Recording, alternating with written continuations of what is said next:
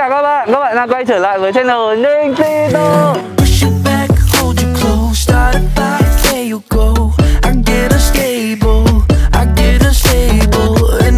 Các bạn thân mến, ngày hôm nay là tập đầu tiên chúng ta quay tại Pleiku. Và thực sự rằng là đây là cái hoạt động mà tất cả mọi người đều bảo Ninh phải tham gia. Đó chính là đi food tour chợ đêm. Nãy giờ Ninh ngó nghiêng thì có quá nhiều món, quá nhiều quán ở đây để chúng ta có thể thưởng thức. Và không biết rằng là có quán gì ngon, có món gì lạ. Ngày hôm nay Ninh quyết định là Ninh sẽ đi ngẫu nhiên vào bất cứ một quán nào đó và thử xem đồ ăn ở đấy như thế nào. Nhìn qua là đã thấy no bụng rồi đấy. Nên là các bạn hãy cùng theo chân Ninh và chúng ta sẽ có một tập food tour thật là vui nhá.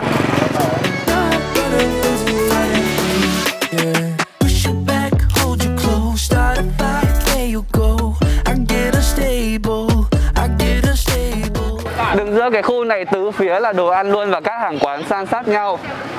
Ninh sẽ cố gắng đi vào sâu nhất và mình sẽ chọn một quán ở trong cùng. Thật ra có một cái bí quyết khi mà các bạn đi ăn, đó chính là nếu mà không biết về quán đấy như thế nào thì hãy chọn cái quán đông nhất.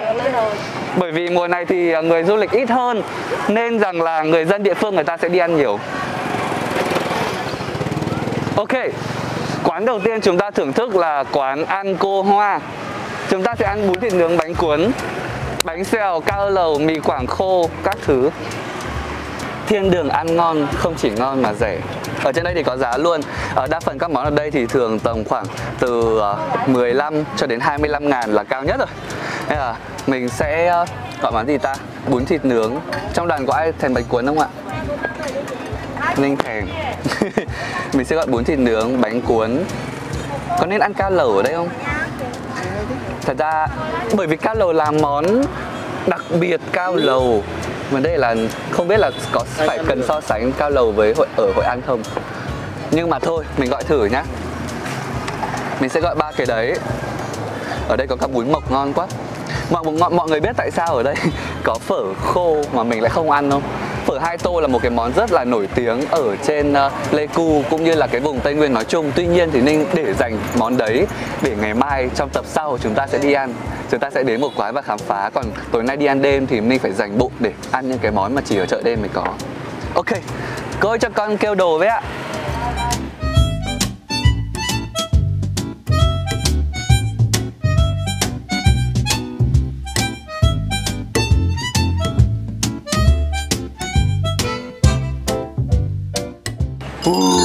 Ở đây Ninh đang có rất là nhiều đồ ăn rồi mọi người ạ. Đầu tiên thì chúng ta hết cao lầu đặc biệt, nên là Ninh có một tô mì Quảng trộn, Ninh gọi bù.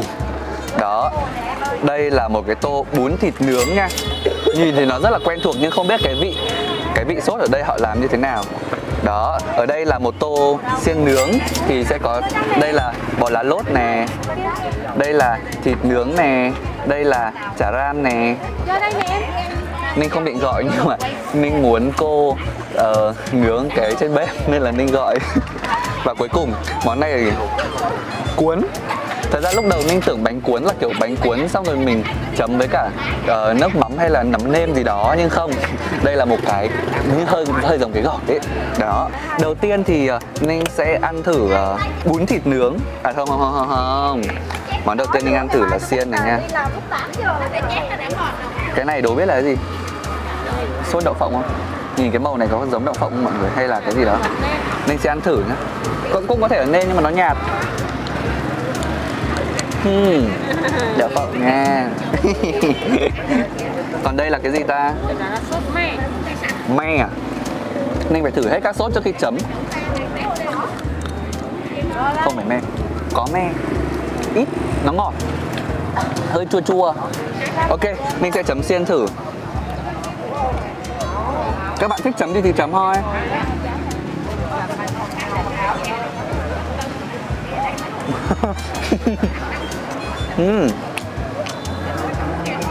Thơm á. Thịt ở bên trong được tẩm ướp rất mềm và thơm. Mà thịt này như kiểu thịt xay rồi ạ. Sau đó thì các bạn sẽ thấy cái lớp lá lốt ở bên ngoài nó kiểu xém. Ăn rất ngon nhưng mà xiên này rất ngon mà nướng lại trên bếp nó vẫn còn ấm ấm. Quên gọi lời thông báo đó là em đi. Không khí chợ buổi tối khá là náo nhiệt. Bây giờ Ninh đi ăn là 8 giờ nhá, nên không dám đi ăn đêm vì sợ là ăn muộn quá người ta sẽ đóng cửa mất. Mình sẽ ăn thử chả ram. Có vẻ sẽ giòn giòn đấy. Ở trên này còn được quét một cái lớp gì đó cơ.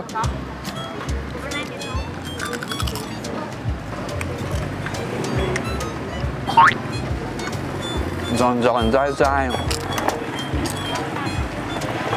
Trong 3 món này các bạn nên gọi món này nha. Nên thật ra thích ăn lá lốt nhưng mà thực sự cái thịt ở trong đây nó rất là mềm và thơm. Nhưng món này các bạn có thể thử. Bún nước nướng. Có vẻ món này ngon đấy. Nhưng mà mình có sai lầm không ta? Quán đầu tiên mình đã gọi nhiều thế này thì đến những quán sau làm sao mình ăn được. Đấy mình tia ngay đằng sau mình có quán xôi mặn ngon rồi. Trong đây có ram luôn nha. Có thịt nướng luôn nha. À gọi một bát này là các bạn được ăn cái kia nha. Không có cái thịt lá lốt. Đấy. Xin mời. Trong đây có khá nhiều rau đấy. Có cả rau bạc hà.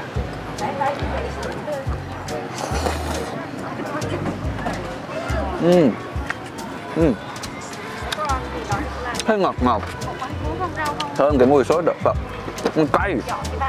Có cay nha. Có cay nha.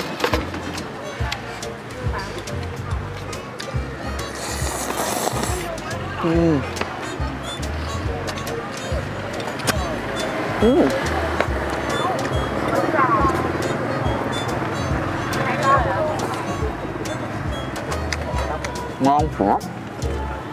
Đây, món cuốn của chúng ta đây, bánh cuốn. Mình nhìn nhá, đoán thử trong đây chắc chắn là sẽ có xà lách, có mấy loại rau thơm gì đó, có mùi nè. Thôi cứ cắn thử ra trong để xem. Không biết trong đây có thịt không ta? Mình sẽ thử nhá. Chấm với cả mắm sốt đậu phộng nè.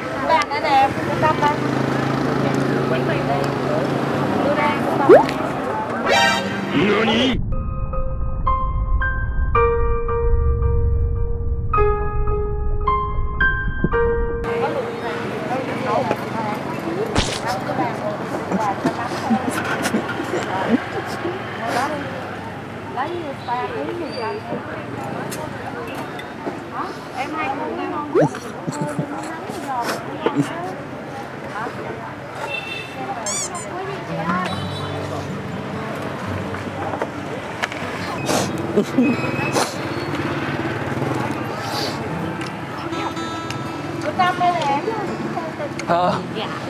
Rất xin lỗi cả đoàn nhé. Em không nghĩ là ở trong nó có lạc nó nhiều như thế.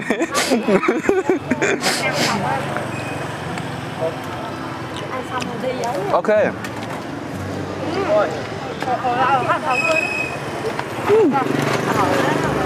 Không phải, đây không phải lạc. Cái sốt đậu phộng này nó có mùi hơn. Trong đây nó là mấy cái vụn chiên chuyên đấy, nên là nó rụng xuống đây là cái vụn chiên. Thôi thì nữa Ninh ăn hết cái này là cái khu vực bị rơi nhất. Còn Ninh sẽ gọi cho các bạn ở trong đoàn món khác, đĩa khác, cho đỡ mất vệ sinh. Một mẹo để ăn món này và cũng là kinh nghiệm đầu tiên cho các bạn ăn lần đầu đó chính là cắn miếng nhỏ, từ tốn thôi nhá, đừng như Ninh.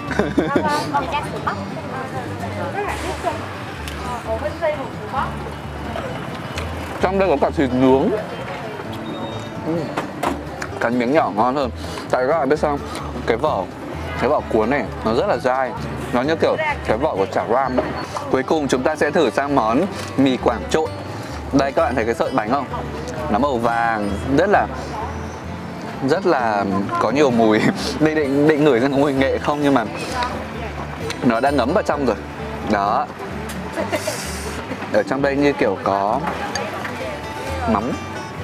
mắm thịt. Ăn thử nhá. Ở phía trên này có đu đủ được bao ra này. Xin mời. Cả những cái sợi vàng rất là óng ánh ở dưới ánh đèn không?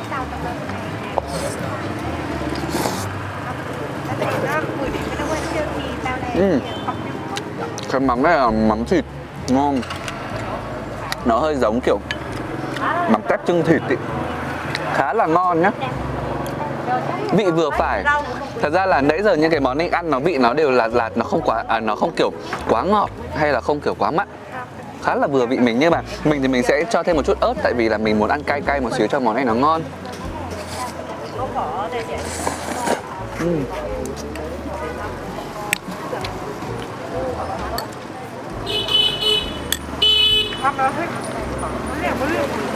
Mọi người qua lại rất là tấp nập nhé. Dù mình đã ngồi ở trong phía trong rất là nhiều rồi, rất là sâu rồi.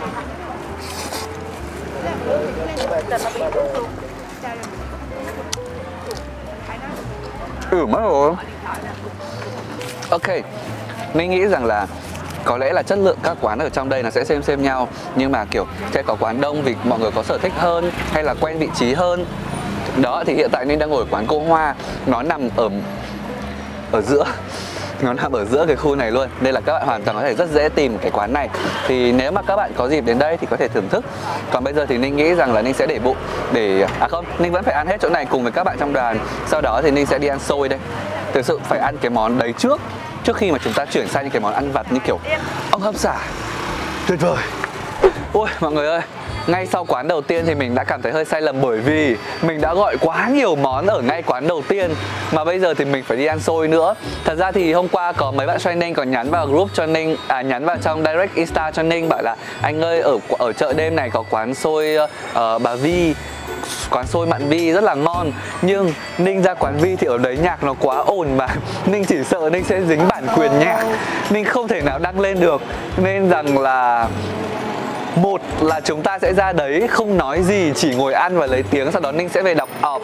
Hai là Ninh sẽ ra thử quán ở ngay đầu lúc mình giới thiệu. Thì không biết là chúng mình nên chọn option nào nhỉ? Thôi, ăn là phải nói, ăn là phải nói, phải trải nghiệm. Nên là thôi, mình quyết định là thôi các bạn nếu mà lên đây thì có option xôi mặn rồi, xôi Mạn Vi rồi. Còn bây giờ mình sẽ thử quán ở ngoài kia nhé.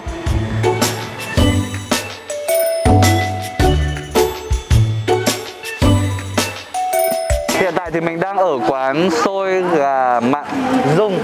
Đấy là xôi có cháy à hay là... Dạ, đây là cháy của xôi nha mọi người. Nhìn rất là ngon, Ninh cũng rất là thích ăn vét cháy để ăn. Mình sẽ có thịt băm nè, hành phi nè. Cô sẽ cắt thêm một chút chả nè. Lạp xưởng, wow, tuyệt vời. À, ui cả xúc xích luôn hả? Thôi chết cái bụng của Ninh rồi. Mình sẽ có thêm một phần gà nữa.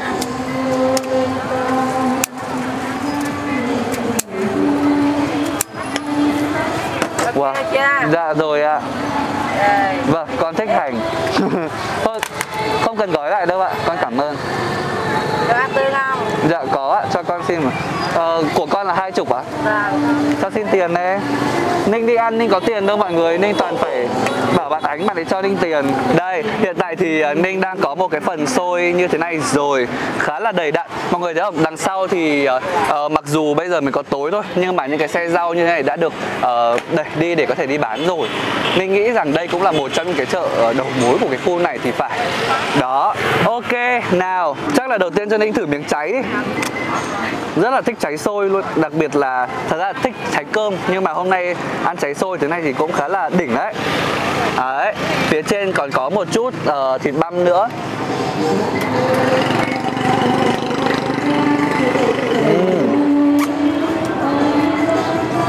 Ngon quá. Cháy xôi rất là giòn và hạt gạo nó dẻo. Này, mọi người nhìn này.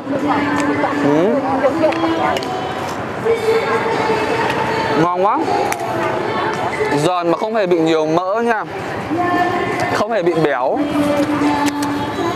Thôi chết rồi, chuyển sang ăn tay luôn rồi. Ninh sẽ chấm phần gà này vô đây.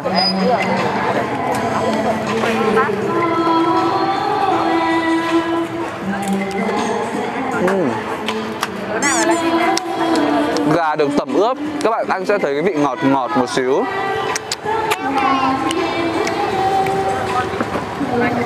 Giờ này mọi người đi ăn xôi nhiều quá, không biết là mới ăn tối hay là mới ăn đêm nữa. Cô, tại sao mình lại gọi là xôi mặn hả cô? Tại vì tất cả vị ở trong đây đều mặn hay? Dạ. Tại vì con ăn bản chất cái xôi này con cũng cảm thấy nó hơi có vị đậm đậm rồi đúng không? Một ngày cô bán được hết bao nhiêu cái này gọi là cái chậu này á? đi tô hả? Không, mực chào đây thôi ra. Các bạn, ở đằng sau có người nhận ra Ninh rồi.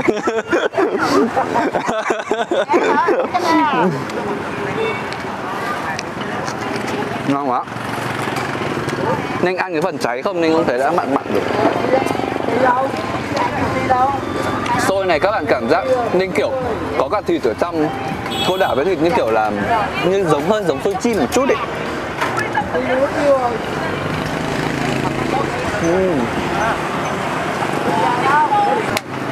Lạp xưởng này.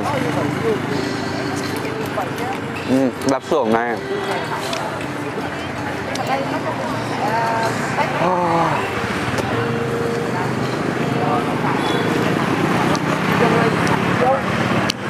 Ninh quên mất bữa lúc nãy rồi. Xôi ngon nên là ăn ngon quá. Được. Random nha, quán này bằng ngẫu nhiên nha, nhưng mà cũng ngon.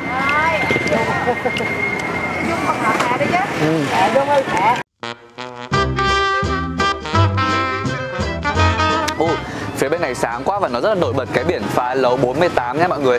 Lâu lắm rồi Ninh không ăn phá lấu, lần cuối cùng là Ninh ăn ở Hà Nội. Nhưng mà cái hàng đấy là một hàng ăn vặt không ngon lắm, nên là Ninh quyết định là ngày hôm nay mình sẽ thử phá lấu với cái hương vị rất lâu rồi mình không ăn để xem như thế nào.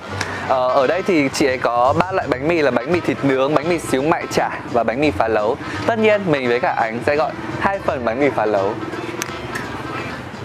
Ngồi đây đợi chị ấy múc và chị ấy múc phá lấu và anh ấy nướng bánh mì thì nhìn qua thì chợ chắc là cũng qua cái giờ mọi người đi ăn tối rồi, nên là lúc này cũng khá là vắng. Như Ninh có nói thì mùa này không phải mùa mọi người đi du lịch nhiều và cũng dịch giếc nữa, nên là đây thôi chúng mình cũng cảm giác an toàn một xíu nha. Ok, trên mặt bàn chúng mình hiện tại đang là 2 bát phá lấu này. Ở đây có bánh mì anh ấy nướng bằng bếp than hoa luôn, nên là nó rất là giòn ở phía bên ngoài. Đó, ngoài ra thì các bạn thấy đây là cái gì không? Đố biết đây là cái gì? Em nghĩ là bánh khoai. Bánh khoai á? No. Anh vừa hỏi anh ấy thì đây là chả, xong mình chấm muối. Nhưng mà chả gì thì anh chưa biết nha. Thôi mình sẽ ăn thử cái món quan trọng nhất, đó chính là phá lấu trước. Tụi mình ăn cay nên là chị ấy có bỏ thêm vào đây ớt chưng. Đó. Ở trong đây thì mọi người ăn phá lấu rồi mọi người sẽ biết đúng không? Có rất là, nói chung là nó là nội tạng. Đó. Nào, anh sẽ ăn thử nước trước nha. Mùi rất thơm nha, rất thơm nha.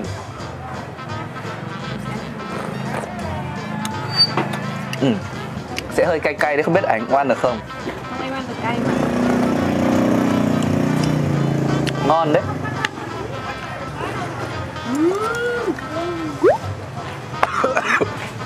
Cái gì đấy? Anh bị sặc ớt. Tự dưng thì nãy giờ anh mới thử nước thôi, bây giờ thì Ninh sẽ ăn. Đây là lòng non nè. Giòn nha. Mà cảm giác rất là tươi và sạch. Cảm giác khi mà các bạn ăn vào các bạn thấy miếng nó rất là sạch. Ngon quá. Mà vấn đề duy nhất các bạn khi mà ăn phá lấu là các bạn sợ nó bị hôi, bởi vì đây là nội tạng, nhưng mà không nhá. Ở đây các anh chị xử lý rất là ok luôn. Có cả mấy cái phần nó giòn sần sật, có sợi sụn gân ở đây này. Ngon quá. Mà không bị cảm giác béo khi ăn nhỉ. Và bụng nó mới béo.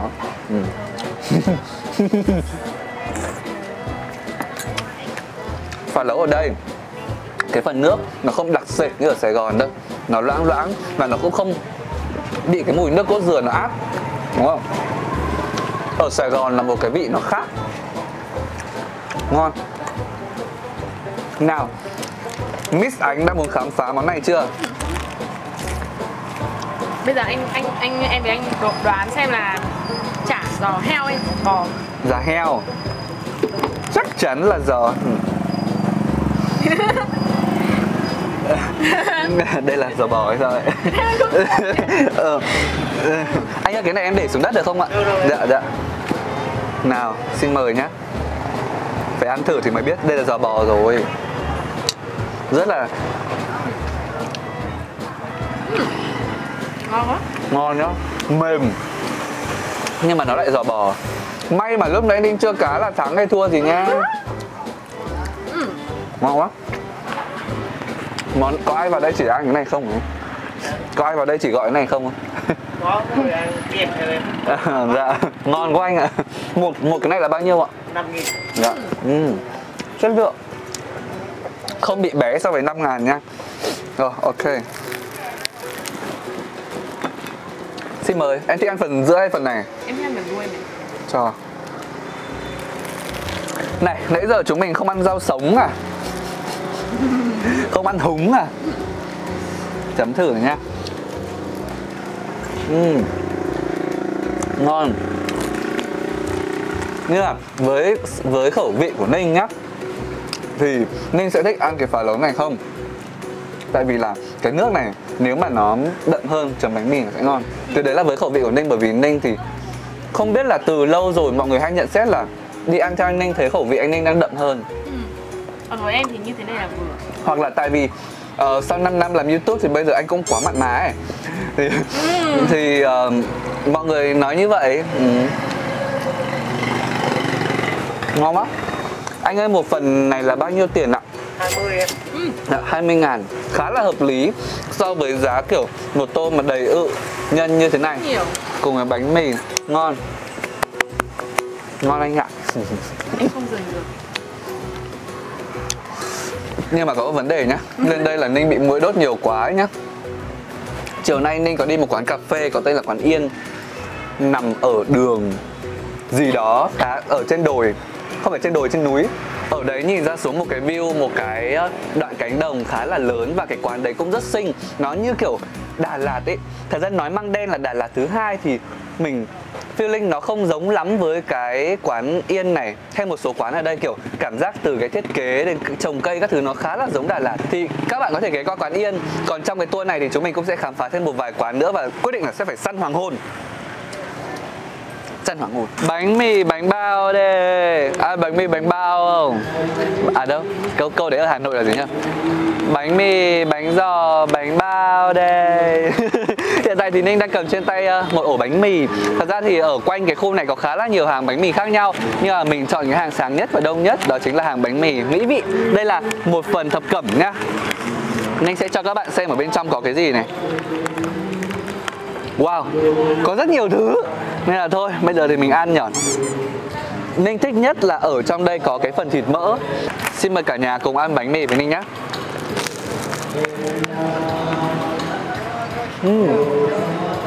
Bánh mì giòn.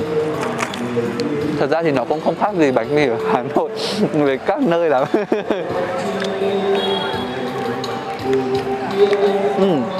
Nhưng mà bánh mì này chắc cần phải nướng giòn thêm, tại vì là ở trong nó hơi ỉu, hơi nóng, hơi nguội.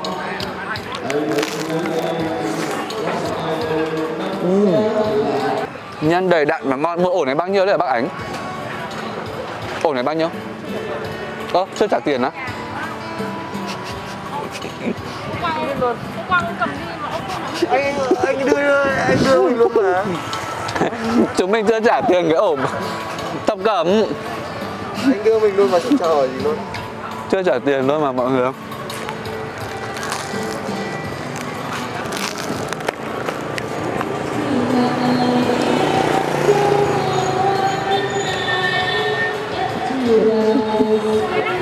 $15.000 ổ này nhá. Chúng mình trả tiền rồi nhá. Miss Ánh không đi mua bánh tráng trộn à?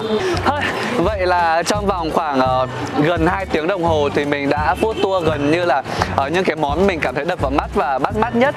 Thực sự rằng với cá nhân của Ninh thì có lẽ là khẩu vị ở trên Pleiku này nó cũng không quá khác gì so với khẩu vị ở dưới Hà Nội. Có điều là Ninh cảm giác rằng là đồ ăn ở trên đây nó nhạt hơn một xíu. Đó, đặc biệt là nhạt hơn so với Buôn Ma Thuột. Buôn Ma Thuột thì ngọt rồi. Đấy, thì trong tất cả những cái món tối ngày hôm nay thì Ninh thích nhất đó chính là phá lấu và xôi ở đằng sau Ninh. Hai hàng này đều ngẫu nhiên nhưng mà cảm thấy rất là ngon. Còn những hàng khác thì các bạn hoàn toàn có thể trải nghiệm nhé. Còn bây giờ thì đã đến lúc phải kết thúc clip ngày hôm nay rồi. Cảm ơn các bạn đã theo dõi và hẹn gặp lại các bạn trong tập sau tại Pleiku.